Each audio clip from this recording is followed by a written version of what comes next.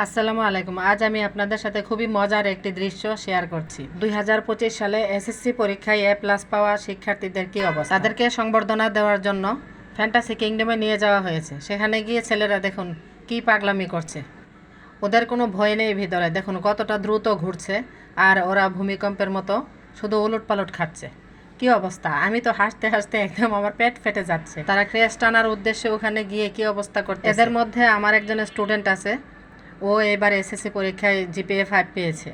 তো এই আনন্দ উল্লাস করতে গিয়ে ও অনেক জোরে চোখে ব্যথা পেয়েছে। আল্লাহ না করুক, ও চোখে সামান্য একটু ব্যথা পেয়েছে, মানে ঘষা খেয়েছিল, তো আরও জোরে ও ব্যথা পেতে পারত। তো এতটা পাগলামি করা উচিত না।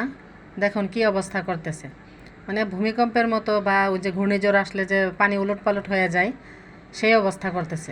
আমি তো ভিডিওতে দেখেই একদম অস্থির হয়ে আছি, আল্লাহ ওরা কিভাবে বসে আছে। তাই ভাবলাম যে আমি আপনাদের সাথে শেয়ার করি। তো যাই হোক, আপনাদের কাছে এই ভিডিওটি কেমন লেগেছে কমেন্টে জানাবেন, আর ছেলেদের উদ্দেশ্যেও কিছু বলবেন। ও আবার ভিডিওটা করে নিয়ে এসে আমাকে দেখাচ্ছিল যে মিস দেখেন আমরা ওখানে গিয়ে কী কী করেছি।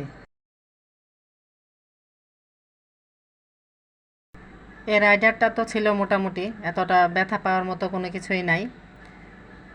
যাই হোক, ওদের মাথাটাকে আল্লাহ ঠান্ডা করে দেখ। সবাই এই শিক্ষার্থীদের জন্য দোয়া করবেন, আল্লাহ তাআলা যেন তাদেরকে মানুষের মতো মানুষ হিসেবে গড়ে তোলে।